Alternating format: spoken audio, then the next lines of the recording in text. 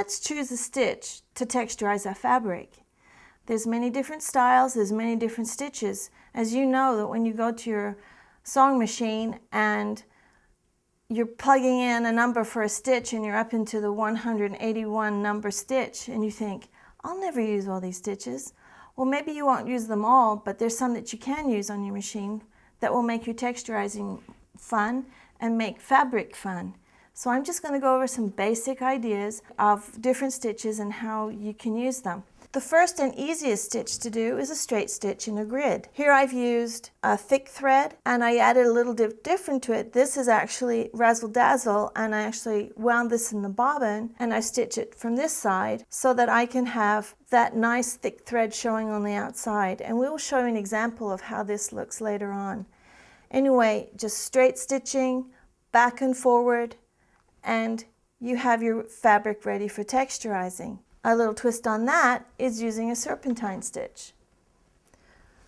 The serpentine stitch, not all machines have it built in, but they have something similar. This one right here, I used the elastic stitch, and almost every machine has the elastic stitch. It's a 3-step zigzag. If you use that, it doesn't pull up the fabric and it makes a really nice point. And when we steam these to texturize, you'll notice that the pointier the stitch, the more interesting the texturizing is. I'm going to show you the backs of these so that you can see the stitching. I went up and down and then across. Very easy. And on this one, just up in rows. This one I'm not going to come back across on. Sometimes you don't want to come back across. Maybe rows is just fine. Now when you have all those decorative stitches to choose from on your sewing machine, what I find first is I look at it and I kind of test some. I test to see if it's exactly what I want. And here's this little sample. It might be a little hard to see from the front because I've already texturized this. So I'm going to discuss it from the back so you can see these stitches. I was looking to texturize something that was going to be the top of Little Miss Sunshine, which has a bodice and then it has a little skirt that comes out. It's a child's little sundress. And so I was looking for something to add interest to the fabric that I was actually going to texturize. I have this fabric that I needed to make interesting. It's a great color and it's a great stripe, but if we can add something to the texture and add some stitch to it to make it a little more exciting, then why not do it? So this is the way that I think about it. I'm going to put something on here that needs to at least complement the fabric that's going to be on the bottom of the skirt. It had a lot of little circles. So I tried this stitch. That's the first one I went to, the one with the circles. Well, it's a beautiful stitch and it stitches all the way around and the machine did a great job, but it took a long time and I have to texturize a 14-inch piece by 45 inches.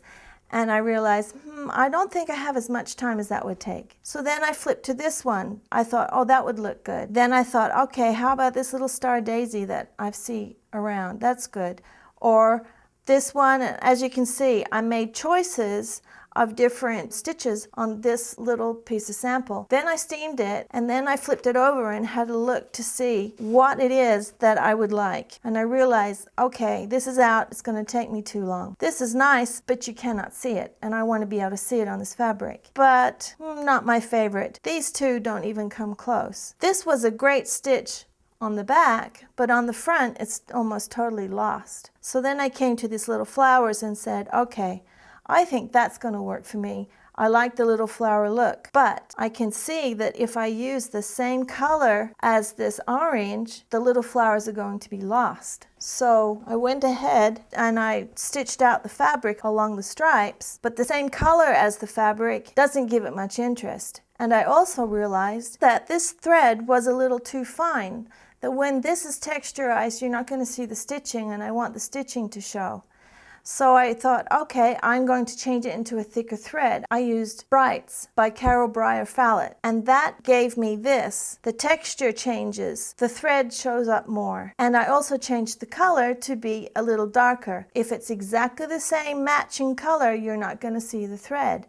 But if you change it darker or lighter or a different color completely, you are going to see the thread. So I decided, okay, I want this to have some impact. So I went ahead, chose the flower, changed the thread to something thicker, and changed the color to something that was a little darker so it's going to show up.